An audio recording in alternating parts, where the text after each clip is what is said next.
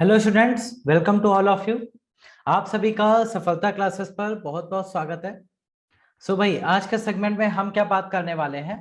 आज हम लोग डिस्कस करने वाले हैं केमिस्ट्री के इम्पॉर्टेंट टॉपिक, जिसमें हम बात करेंगे एलॉयस एंड ओर्स के बारे में।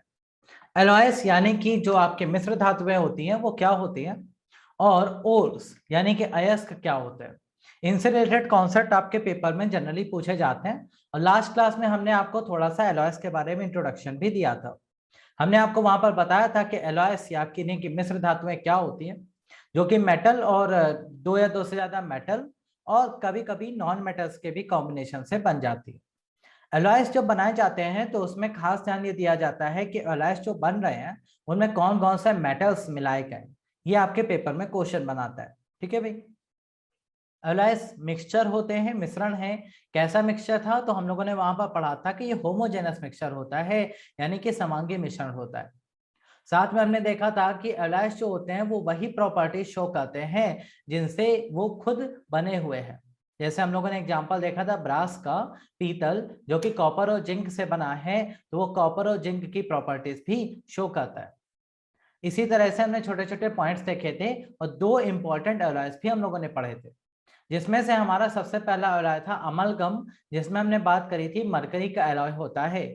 मरकरी मतलब कि पारा, जिसको अगर आप किसी भी मेटल यानी कि धातु के साथ रिएक्ट करा दें तो वो अमलगम फॉर्म करता है। यहाँ से आपके दो क्वेश्चन भी हमने आपको बताए थे। एक आपका सिंपल सा बनता है कि एलॉय जो होते हैं, मरकरी अगर एल्युमिनियम के साथ रिएक्ट करती है तो वहां पे एल्युमिनियम में जंग लगा देती है। इसीलिए आपका जो क्लिनिकल थर्मामीटर है वो एरोप्लेन में ले जाना अलाउ नहीं किया जाता। उसी तरह से इसका एक और दूसरा अमलगम बनता है जो सिल्वर, जिंक या फिर टिन के साथ मिलाकर बनाया जाता है।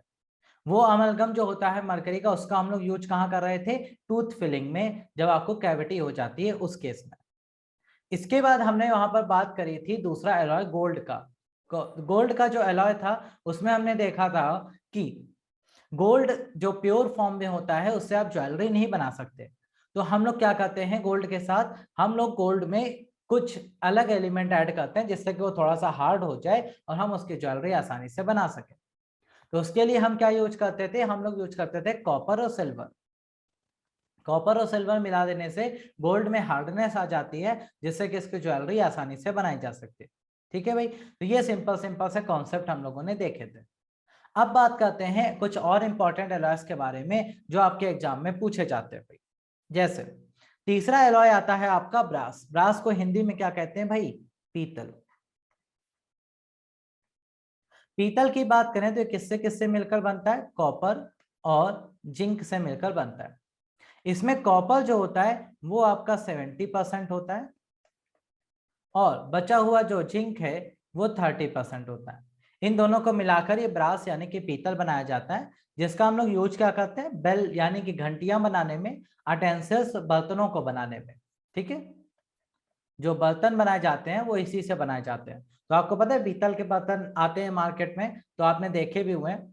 तो ये सारी चीजें क्या होती हैं? ये एलॉयस और उसके जो इंपॉर्टेंट यूजेस हैं वो आपको पढ़ने हैं। परसेंटेज पढ़ने की जरूरत नहीं है, क्योंकि परसेंटेज आपसे नहीं पूछा जाता।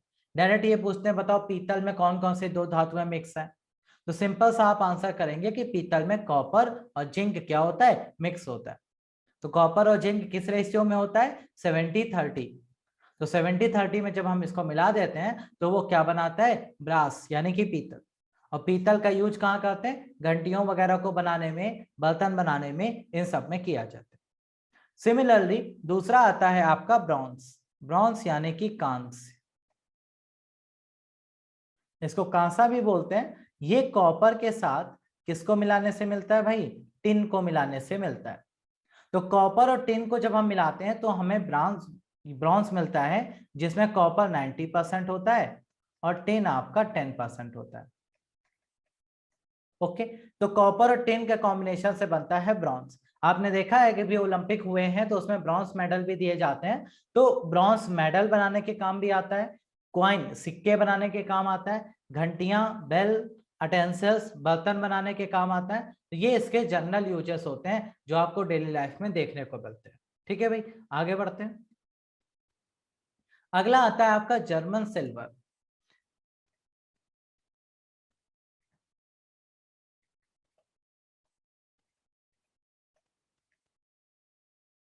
नेक्स्ट है जर्मन सिल्वर। जर्मन सिल्वर में आपकी कौन कौन सी धातुएं मिलाई होती हैं? कॉपर, जिंक और निकेल। कॉपर, जिंक और निकेल को मिलाकर बनाया जाता है जर्मन सिल्वर। और जर्मन सिल्वर में कॉपर कितना होता है? लगभग 68%, जिंक होता है लगभग 20%, और बाकी का जो आपका रिमेनिंग पार्ट बचा लगभग 12%, उसमें आपका निकेल मिला दिया जाता है। ठीक है, जर्मन सिल्वर में क्वेश्चन आता है पेपर में कि बताइए इसमें सिल्वर कितने परसेंट है। सिल्वर यानी कि चांदी कितने परसेंट है? तो भैया हमेशा याद रखिएगा, इसमें चांदी बिल्कुल भी नहीं मिलाई जाती, ये खुद चांदी जैसा दिखता है, इसीलिए इसका नाम जर्मन सिल्वर रखा गया है। इसमें मिला क्या होता है? कॉपर, जिंक और निकेल। इसका यूज कहाँ करते हैं? बर्तन वगैरह बनाने में, आर्टिफिशियल ज्वेलरी आपको बनानी है तो वो भी आप बना सकते हैं, और हैंडल वगैरह जो होते हैं वो भी इसी के बनाए जाते हैं। तो जर्मन सिल्वर कॉपर, जिंक और निकेल से मिलके बना होता है, सिंपल सा पॉइंट। इसके बाद आता है रोल्ड गोल्ड या फिर आर्टिफिशियल गोल्ड जिसे हम लोग कहते हैं।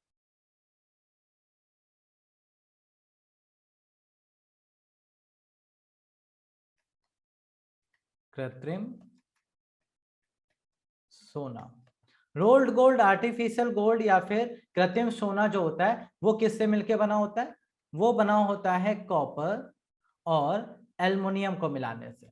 इसमें कॉपर का परसेंटेज सबसे ज्यादा होता है 90%, और एल्युमिनियम होती है 10%। ठीक है, इनको मिलाने से बनता है आर्टिफिशियल गोल्ड। ये चीप ऑर्नामेंट्स यानी कि सस्ते आभूषण बनाने के काम आता है। सस्ते आभूषण, चीप ऑर्नामेंट्स बनाने के काम आता है। आपने देखा होगा जो सस्ते आभूषण बनाए जाते हैं वो सोने के जैसे दिखते जरूर है, लेकिन वो होते कृत्रिम सोना है, जो कि सस्ते भी होते हैं और बिल्कुल सोने जैसी साइन भी उनमें होती है, और आसानी से आपको मार्केट में मिल भी जाते हैं। तो ये जो रोल्ड गोल्ड होता है यही आपका यूज किया जाता है सस्ते आभूषण बनाने में, जो सोने के जैसे दिखते जरूर है लेकिन होते नहीं। ठीक है भाई, अगला आते हैं। नेक्स्ट है आपका गन मेटल। गन मेटल यानी कि गन धातु।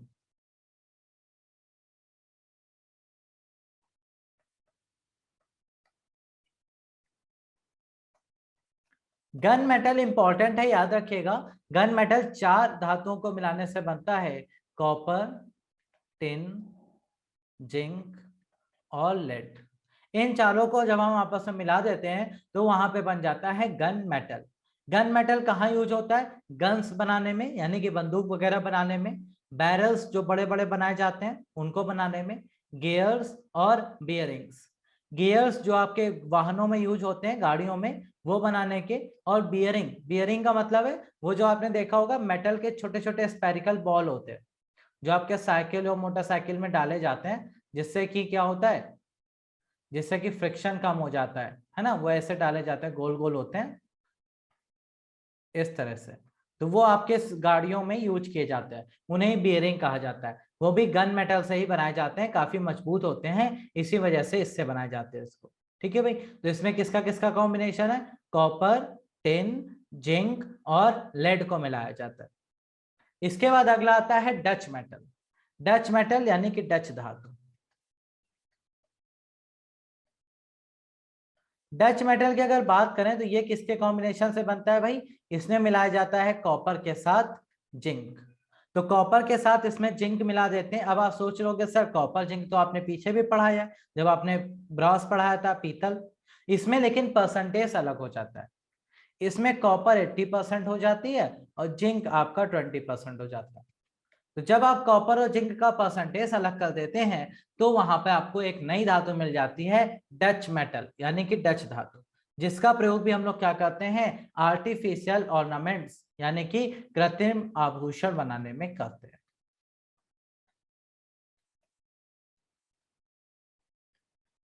ओके भाई, ये पॉइंट अच्छे से याद रखिएगा। इसके बाद अगला आता है, अगली धातु है डेल्टा मेटल। डेल्टा मेटल क्या होता है भाई?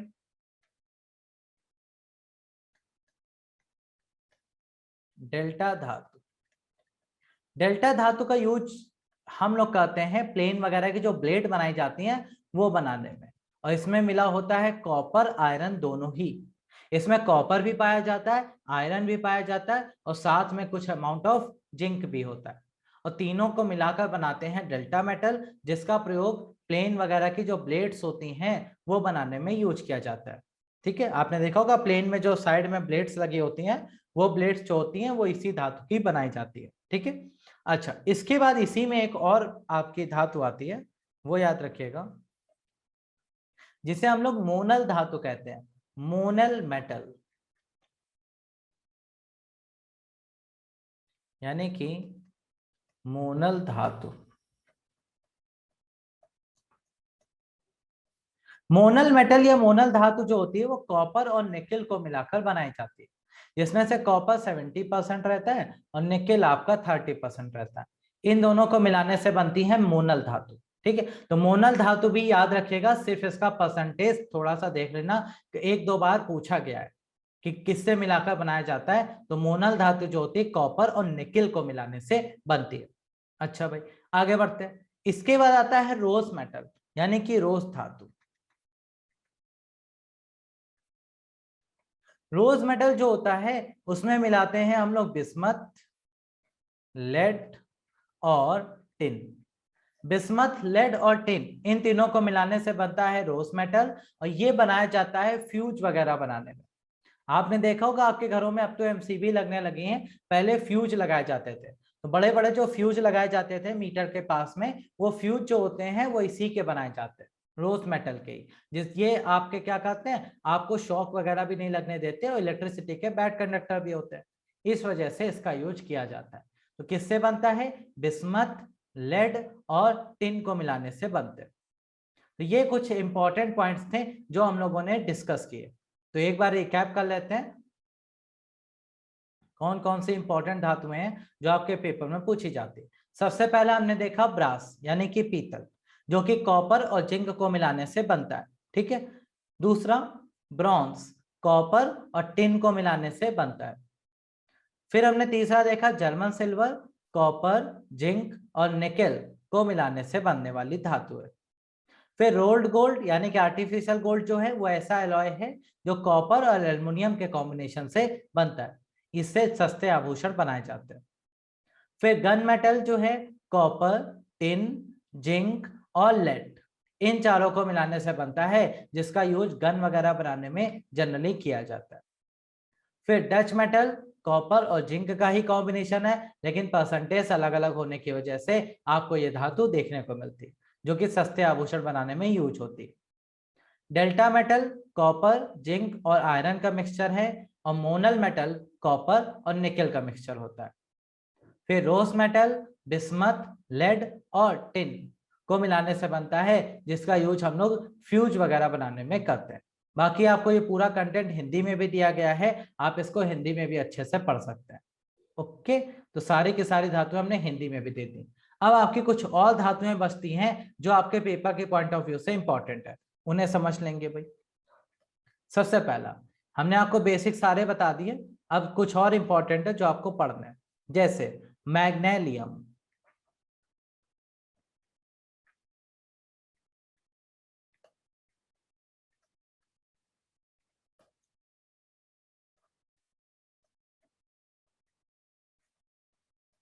मैग्नीशियम की अगर बात करें तो ये एल्युमिनियम और मैग्नीशियम को मिलाने से बनता है। एल्युमिनियम का परसेंटेज इसमें सबसे ज्यादा है 95%, और थोड़े से अमाउंट में आप लोग इसमें मैग्नीशियम मिला दीजिए तो क्या बन जाता है, मैग्नीशियम बन जाता है, सिंपल सा। ठीक है भाई, दूसरा सेकंड आता है आपका ड्यूरेल्यूमिन। ड्यूरेल्यूमिन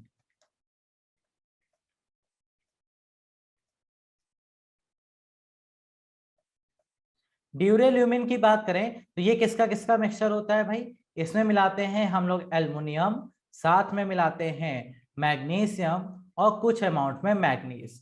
तो ये तीन चीजें यहाँ पर मिलाई जाती है, जिसमें 65% एल्युमिनियम, मैग्नीशियम का परसेंटेज लगभग 2 और मैग्नीज का परसेंटेज लगभग 1% होता है। ठीक है भाई, इन तीनों को मिलाने से क्या बनता है, ड्यूरेल्यूमिन बनता है, ये भी इंपॉर्टेंट है। फिर सबसे ज्यादा इंपॉर्टेंट में आता है आपका स्टेनलेस स्टील, ये बहुत पूछा जाता है पेपर में।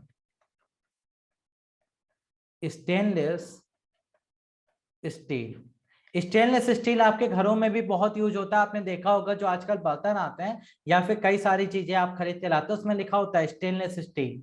तो स्टेनलेस स्टील जो होता है वो किसका किसका मिक्सचर होता है भाई?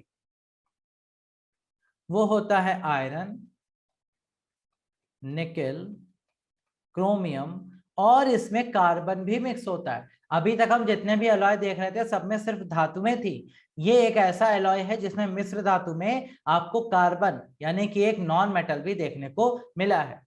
आयरन का परसेंटेज सबसे ज्यादा होता है 75। फिर निकेल की बात करें तो लगभग 10%, क्रोमियम आपका 15% और लगभग 0.1 से लेकर 0.2% के बीच में कार्बन होता है। ये स्टेनलेस स्टील बहुत अच्छा होता है, क्यों? क्योंकि इसमें जंग नहीं लगती।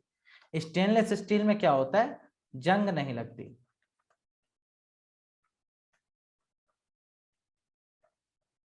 इसीलिए जितने भी सर्जिकल इंस्ट्रूमेंट्स होते हैं वो इसी के फॉर्म में यूज किए जाते हैं। जैसे आपने देखा होगा ऑपरेशन जब होते हैं आईसीयू वगैरह में, तो जितने भी इंस्ट्रूमेंट वहां पे लेने होते हैं वो सब स्टेनलेस स्टील के होते हैं, चाहे वो सिसर्स हो चाहे वो कुछ भी हो, वो सारी चीजें स्टेनलेस स्टील की इसलिए ली जाती हैं क्योंकि इसमें जंग नहीं लगता है, और जंग नहीं लगेगा तो आप आसानी से इसका यूज लॉन्ग टर्म में कर सकते हैं। ठीक है, इस वजह से स्टेनलेस स्टील आपके लिए बहुत फेमस नाम यहाँ पे चलता है। इसके बाद आगे बढ़ते हैं भाई।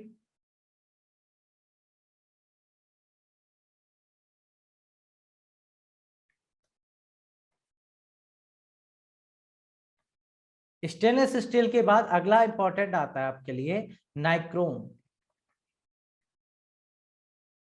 नाइक्रोम की बात करें तो नाइक्रोम भी एक एलॉय होता है जो आपके हीटर वगैरह में यूज किया जाता है। हीटर हो गए, तार बनाए जाते हैं जो हीटर के जो जलते हैं वही आपके नाइक्रोम के होते हैं। तो नाइक्रोम भी एक मिश्र धातु है जो कि निकेल, क्रोमियम, मैग्नीज और आयरन, इन चारों को मिलाने से बनती है। निकेल, क्रोमियम, मैग्नीज और आयरन, इनको मिला देंगे आप तो आपका नाइक्रोम बनके तैयार हो जाएगा। नाइक्रोम के बाद अगला आपका इंपॉर्टेंट बचता है सोल्डर। सोल्डर आपने देखा होगा कि जैसे कि कोई भी इलेक्ट्रॉनिक डिवाइस जब खराब हो जाती है, अंदर वायरिंग वगैरह की में अगर खराबी आती है तो वो क्या होते हैं, पतला सा धातु का तार लेते हैं और उसे ऐसे ऐसे जोड़ देते हैं। देखा होगा आपने, जो इलेक्ट्रिक प्लेटें होती हैं उनको ऐसे जोड़ते हैं। आपने कभी प्लेटें देखी हो इलेक्ट्रिक टीवी वगैरह के अंदर की, मोबाइल वगैरह के अंदर की, तो ग्रीन कलर का एक प्लेट होता है, उसमें व्हाइट व्हाइट कलर के सारी चीजें आपस में अटैच होती है ना। तो वो जो होता है ना मटेरियल जिससे तार, छोटे छोटे तार जोड़े जाते हैं, वो सोल्डर मटेरियल होता है। और यही सोल्डरिंग करने के काम भी आता है। जिसमें क्या मिलाते हैं? जिसमें हम लोग मिलाते हैं लेड और टिन। तो 50% इसमें होता है लेड और 50% इसमें होता है टिन। इन दोनों को मिलाने से क्या बनता है? सोल्डर धातु तैयार होती है जो सोल्डरिंग करने के काम आती है। बस इतने ही एलॉयस हैं जो आपके पेपर के लिए इंपॉर्टेंट है, इन्हें अच्छे से पढ़ लेना भाई। इतने एलॉयस आपके पेपर में पूछे जा सकते हैं। एलॉयस हो गए। एलॉयस के बाद अब बात करते हैं मिनरल्स यानी कि खनिजों के बारे में। खनिज यानी कि मिनरल्स क्या होते हैं? खनिज या मिनरल्स की अगर बात करें तो ये वो प्राकृतिक पदार्थ होते हैं, नेचुरल मटेरियल होते हैं जो हमें जमीन के अंदर से मिल जाते हैं। ठीक, या कि सरफेस पे ही मिल जाते हैं, जमीन पे पाए जाते हैं, कुल मिलाकर ये समझ लो। तो खनिज वो प्राकृतिक पदार्थ हैं जो हमें जमीन यानी कि सरफेस से मिल जाते हैं आसानी से। तो खनिज से आपके पेपर में इंपॉर्टेंट मिनरल और इंपॉर्टेंट ओर्स आपके एग्जाम में पूछे जाते हैं। तो ओर्स यानी कि मिनरल्स, खनिज, और ओर्स यानी कि अयस्क, इनमें अंतर क्या होता है वो भी यहाँ पे आप समझेंगे।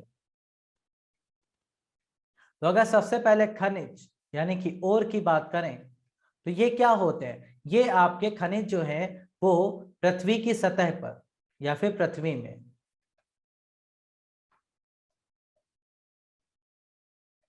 सतह या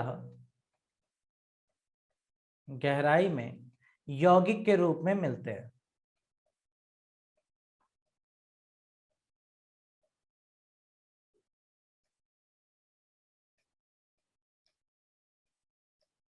ओके, तो पृथ्वी के सरफेस या उसकी गहराई पर यौगिक यानी कि कंपाउंड के रूप में जो मिलते हैं उन्हें ही हम लोग मिनरल यानी कि क्या कहते हैं? खनिज कहते हैं। ठीक है भाई, जनरली ये सॉल्ट के फॉर्म में आपको देखने को मिल जाते हैं, जैसे NaCl। NaCl की बात करें तो NaCl क्या है, सोडियम क्लोराइड, जिसे हम लोग मिनरल के रूप में क्या कहते हैं, रॉक सॉल्ट,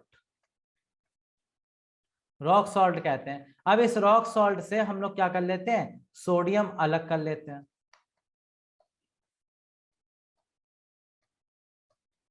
तो कुल मिलाकर मिनरल हमारे किस काम आते हैं, मिनरल हमारे एक बढ़िया से काम आते हैं कि अगर आपको कोई तत्व चाहिए तो वो आप उस मिनरल से आसानी से निकाल सकते हैं, ये काम आते हैं मिनरल हमारे।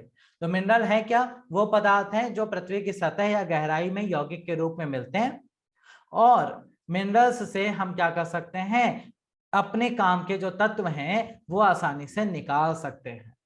इतना सा पॉइंट आपको समझना है। अब यहाँ पे क्वेश्चन आता है, सर फिर और क्या होते हैं, अयस्क क्या होते हैं, और मिनरल और ओर में अंतर क्या होता है। देखो भाई, बिल्कुल सिंपल सी बात है, मिनरल क्या है, जो सतह पर यौगिक के रूप में पाए जाते हैं, लेकिन ऐसे मिनरल, यहाँ पे ओर की डेफिनेशन क्या होती, ये मिनरल का एक स्पेशल केस है बस। ऐसे खनिज या ऐसे मिनरल जिससे आप क्या कर सकते हैं, आप आसानी से जो तत्व हमें चाहिए वो आप आसानी से निकाल सकते हैं। ठीक है, जरूरत के तत्व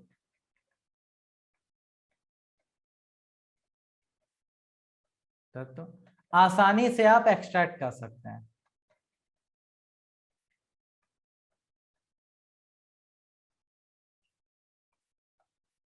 प्राप्त कर सकते हैं,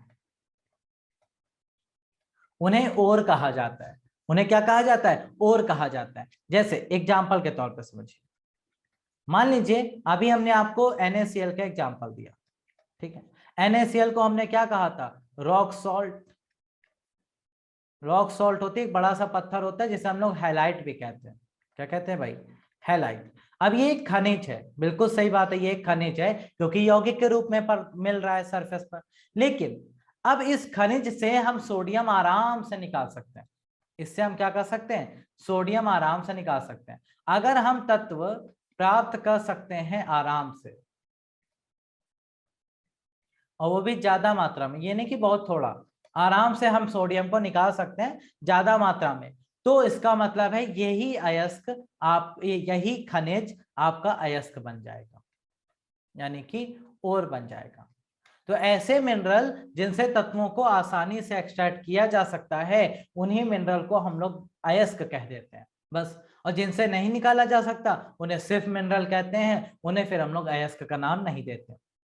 तो अयस्क क्या है, मिनरल का ही एक स्पेशल केस होता है, बस आपको यह समझना है।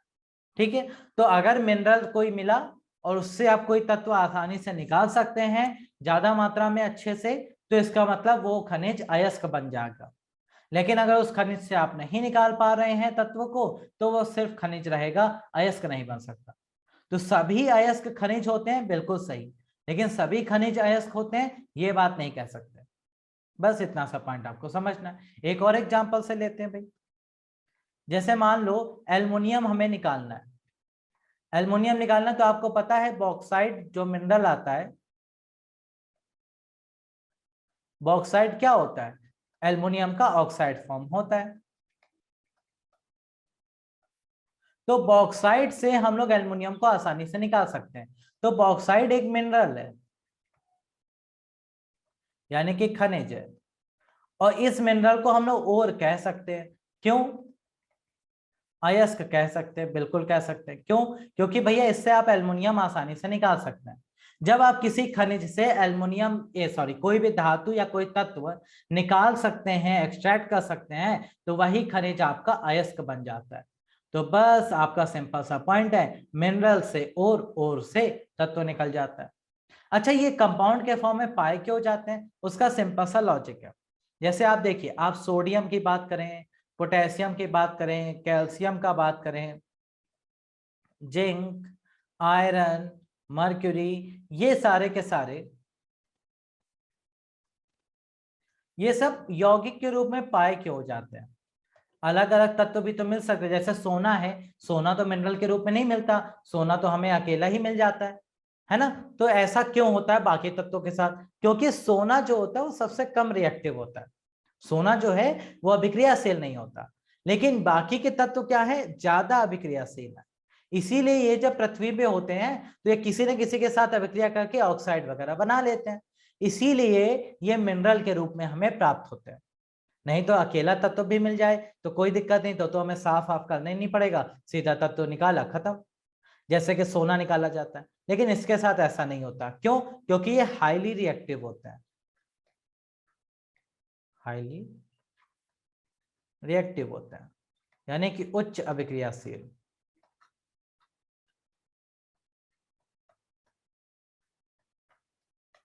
हाईली रिएक्टिव अत्यधिक अभिक्रियाशील होते हैं, जिस वजह से ही ये क्या होते हैं, ये आपके यौगिक के फॉर्म में पाए जाते हैं और जनरली ये क्या बना लेते हैं, ऑक्साइड वगैरह बनाकर रख लेते हैं। और तभी फिर आपको इनको क्या करना होता है, अलग करना होता है, और अलग करके आप इसको आराम से यूज कर पाते हैं। ठीक है भाई, तो ये पॉइंट अच्छे से याद रखिएगा। अब इंपॉर्टेंट ओर्स की बात करते हैं, कौन कौन से आते हैं। तो अयस्क के कुछ मुख्य रूप हैं, वो भी आपको अच्छे से याद होने चाहिए। जैसे अगर हम ऑक्साइड ओर की बात करें, कौन कौन ऑक्साइड के फॉर्म में ओर बनाता है? तो ऑक्साइड ओर में आपका जैसे एल्युमिनियम आ गया, कॉपर हो गया, आयरन है, टिन है, ये सारे के सारे क्या बनाते हैं, ऑक्साइड का ओर बनाते हैं जनरली। कार्बोनेट कौन बनाता है? कार्बोनेट का ओर कौन बनाता है? कैल्शियम, जिंक, लेड, आयरन, ये सब क्या होते हैं, कार्बोनेट के ओर के फॉर्म में ज्यादा मिलते हैं। फिर आता है सल्फेट। सल्फेट का ओर कहाँ किसमें मिलता है? ये स्पेशली आपको जिंक, कॉपर, लेड और मर्क्यूरी के साथ मिल जाता है। ठीक है, इसके बाद आपका नेक्स्ट पार्ट आता है हैलाइट। हैलाइट जो होता है वो आपके क्या होते हैं, हैलाइट से हम लोग सोडियम और फ्लोराइड और सिल्वर ये सब एक्सट्रैक्ट करते हैं। तो जनरली अलग अलग टाइप के ओर में अलग अलग तत्व आप आसानी से क्या कर सकते हैं, एक्सट्रैक्ट कर सकते हैं। ठीक है, तो ये पॉइंट अच्छे से याद रखिएगा। चलो अब आ जाते हैं इंपॉर्टेंट एलिमेंट और उनके ओर्स के बारे में बात करते हैं। कौन कौन से तत्व हैं जो सबसे ज्यादा इंपॉर्टेंट हैं और उनके कौन कौन से ओर आपको देखने को मिल जाते हैं भाई। तो सबसे पहले हम बात करते हैं आयरन यानी कि लोहा। अगर लोहा की बात करें तो लोहा जो है वो किन किन अयस्कों से निकाला जा सकता है, उसके और कौन कौन सा है? तो सबसे पहला है आपका हेमेटाइट। नाम याद रखना, फॉर्मूला वगैरह आपसे नहीं पूछा जाएगा, सिर्फ ये पूछा जाएगा कि कौन कौन से और अयस्क हैं। तो सबसे पहला है आपका हेमेटाइट। ठीक है भाई, तो हेमेटाइट किसका, आयरन का ओर होता है। दूसरा आता है लिमोनाइट। दूसरा होता है लिमोनाइट। लिमोनाइट भी क्या होता है, आयरन का ही एक अयस्क होता है, जिससे आयरन आप आसानी से निकाल सकते हैं। तीसरा है मैग्नेटाइट।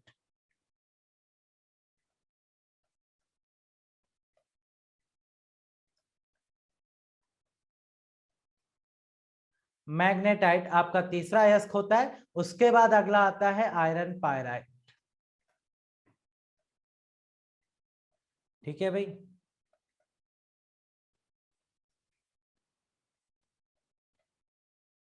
आयरन पायराइट भी अगला क्या होता है, नेक्स्ट पार्ट आपका निकल के आता है।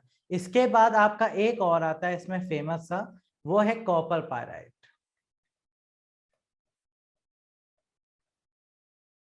कॉपर पायराइट जो होता है, ये भी इससे आप कॉपर भी निकाल सकते हैं और आयरन भी निकाल सकते हैं, दोनों ही निकलते हैं इसमें। क्यों? क्योंकि इसमें दोनों पाए जाते हैं, इसमें कॉपर भी होता है, आयरन भी होता है, इसलिए हम इसको कॉपर का भी और आयरन दोनों का ही क्या करते हैं, एक तरीके से अयस्क बना लेते हैं। सिडेराइट। सिडेराइट ये डायरेक्ट आपके पेपर में पूछे जाते हैं कि बताओ, चार ऑप्शन दे देगा, कहेगा इनमें से आयरन का अयस्क ढूंढ के दिखाओ कौन है। तो आयरन का अयस्क जब कभी भी कहा जाए तो आप इनमें से चूज कर लीजिएगा, जो भी मिल जाए वो सारे के सारे आयरन के। ठीक है, आयरन के बाद दूसरा आता है सोडियम। सोडियम की बात करते हैं। सोडियम को निकालने के लिए हम कौन कौन से अयस्क का यूज कर सकते हैं? सोडियम में सबसे पहला नाम आता है chili salt peter. Chili salt peter, ठीक है भाई।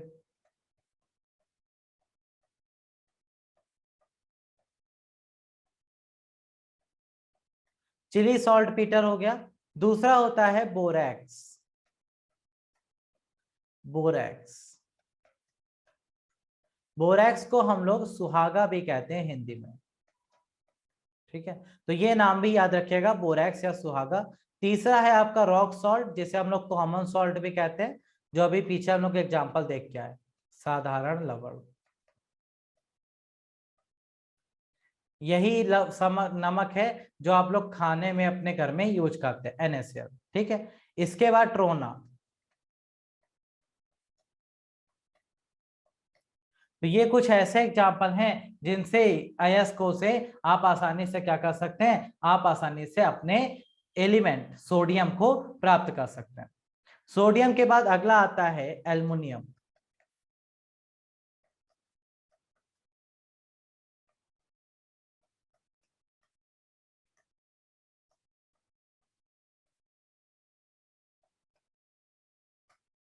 एल्युमिनियम, एल्युमिनियम की बात करें तो एल्युमिनियम किसमें पाया जाता है? क्रायोलाइट,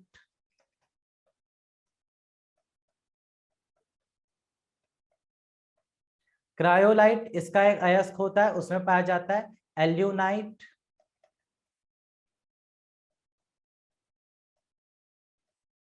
एल्यूनाइट इसके अयस्क के रूप में आपको मिल जाएगा।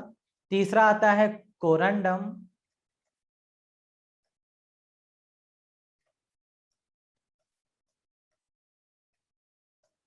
कोरंडम, इसके बाद अगला आता है केओलाइट। ये सारे के सारे जो होते हैं, ये क्या होते हैं? एल्युमिनियम के ही आपके अयस्क के फॉर्म में मिल जाते हैं। तो एल्युमिनियम आपको निकालना हो तो आप इन अयस्कों से निकाल सकते हैं, जिसमें क्रायोलाइट सबसे फेमस नाम चलता है। ठीक है भाई, आगे बढ़ते हैं। अगला पार्ट है आपका पोटेशियम।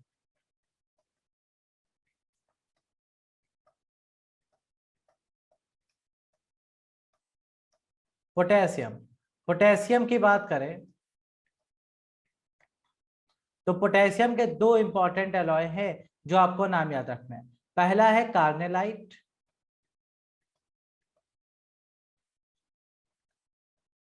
और दूसरा होता है सॉल्ट पीटर।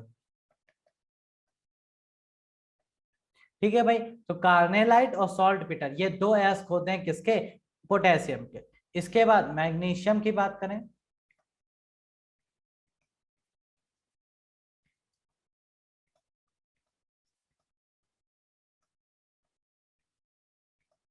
तो भाई मैग्नीशियम के अयस्क कौन कौन से होते हैं? मैग्नीशियम में पहला तो आता है मैग्नेसाइट, दूसरा आता है डोलोमाइट, तीसरा आता है कार्नेलाइट, फिर आता है नेक्स्ट आपका किसेराइट। तो ये चार नाम अच्छे से याद रखिएगा। ये चारों किसके होते हैं भैया? ये चारों ही मैग्नीशियम का अयस्क हैं, जिससे आप मैग्नीशियम निकाल सकते हो। इसके बाद आता है कैल्शियम।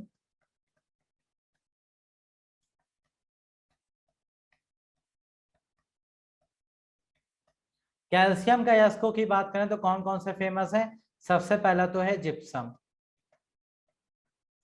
जिप्सम, दूसरे नंबर पे आता है कैल्साइट। कैल्साइट के बाद फिर आता है एस्बेस्टस, और उसके बाद आता है डोलोमाइट। तो डोलोमाइट से आपका मैग्नीशियम में निकाला जाता है और कैल्शियम में निकाला जाता है, क्योंकि दोनों ही उसमें पाए जाते हैं। ओके, और इसमें एक और लास्ट में लिख लो, फ्लोरोफ्लोस्फर।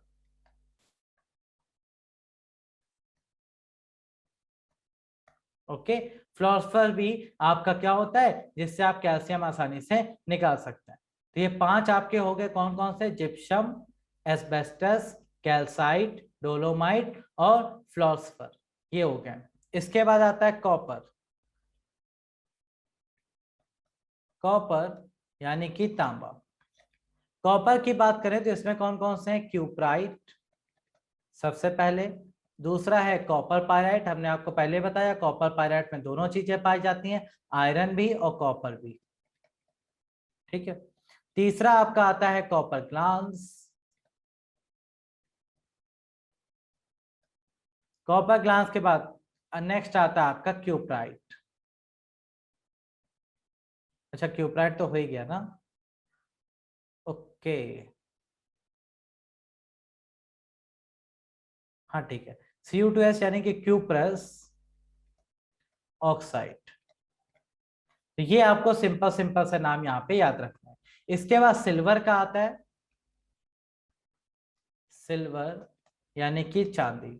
सिल्वर में भी दो ही नाम चलते हैं फेमस, एक होता है रूबी सिल्वर, जिसे हम लोग पायराग्राइट भी कहते हैं,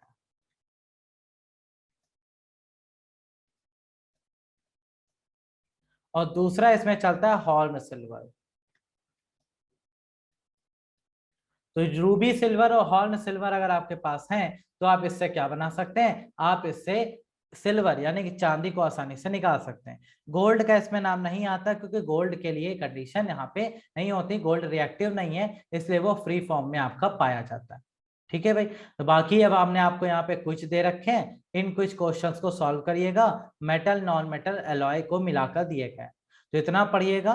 इससे रिलेटेड आपको कोई भी डाउट हो या कोई कंफ्यूजन हो तो आप नेक्स्ट क्लास में हमारे साथ डिस्कस कर सकते हैं। ओके भाई, तो चलिए, thank you so much, have a great day, take care, bye bye.